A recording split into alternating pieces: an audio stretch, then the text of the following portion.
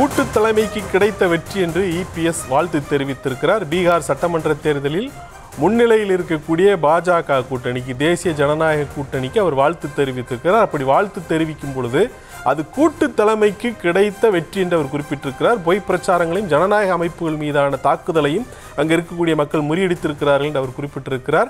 பீகார் சட்டமன்றத்தில் முன்னிலையில் பாஜக கூட்டணிக்கு வாழ்த்து தெரிவித்திருக்கிற இபிஎஸ் இது கூட்டு தலைமைக்கு கிடைத்த வெற்றி என்று அவர் தெரிவித்திருக்கிறார். இந்தியா கூட்டணிக்கு பீகார் மக்கள் தக்க பதிலடி கொடுத்துள்ளார்கள் என்றும் குறிப்பிட்டிருக்கிறார். இது குறித்த கூடுதல் விவரங்களோடு இணைகிறார் நம்முடைய செய்தியாளர் லதா. வணக்கம் லதா, நீங்க உங்களிடம் இருக்க கூடுதல் விவரங்களை சொல்லலாம். வணக்கம். பீகார் தேர்தலுக்கான அந்த வாக்கு எண்ணிக்கை நடைபெற்று வரும் நிலையில தற்பொழுது வரை 190க்கும் மேற்பட்ட இடங்களில் என்டிஏ கூட்டணியானது முன்னிலையில் இருந்து வருகிறது.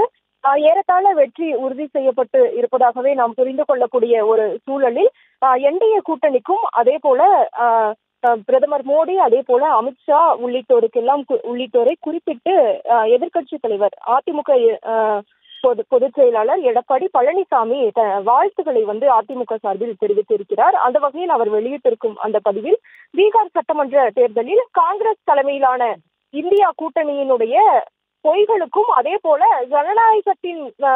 ஜனநாயகத்தை பாதிக்கக்கூடிய செயல்களுக்கும் பீகார் மக்கள் தக்க பதிலை வழங்கி இருப்பதாக இபிஎஸ் குறிப்பிட்டிருக்கிறார். மேலும் மக்களினுடைய இந்த தீர்ப்பு பார்த்தோம் அப்படின்னா கூட்டணியின் கூட்டு தலைமையின் மீதும் அதே போல அந்த மாநிலத்தினுடைய வளர்ச்சி, அந்த கூட்டணியினுடைய அர்ப்பணிப்பின் மீதும் மக்களுக்கு மேலும் நம்பிக்கை ஏற்படுத்தக்கூடிய வகையில் இந்த தீர்ப்பானது இருக்கிறது என்றும் குறிப்பிட்டிருக்கிறார். அதே போல அதிமுக சார்பில் பிரதமர் மோடி அவர்களுக்கும் உணர்வுபூர்வமான வாழ்த்துக்களை தெரிவித்துக் கொள்வதாக இபிஎஸ் தெரிவித்திருக்கிறார். மேலும் பீகார் மக்களினுடைய இந்த தீர்ப்பு என்பது பீகார் மாநிலத்தை மேலும் முன்னேற்றும் என்றும் கூட இபிஎஸ் நம்பிக்கை தெரிவித்து இருக்கிறார்.